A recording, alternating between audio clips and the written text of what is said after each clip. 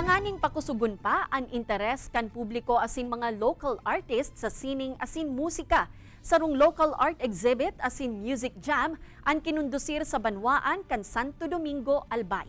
Apara kaini parte man ang aktibidad kan pagtataong onra ki Potenciano Gregorio, ang kompositor kan Bicolano song na Sarong Banggi. 10 mga artist asin 15 banda ang nagpartisipar sa aktibidad.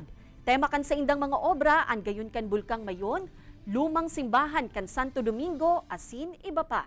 Madurar nin sarong semana ang aktibidad asin regular na ining gigibuhon tuyong ikatulong bulan. Importante nga arog kaning sistema, mis matawang ki eksena sa mga local artista din sa Santo Domingo na ma-express ang sa indang mga kung ano man ang nasa bot ninda. Yun po yung purpose namin para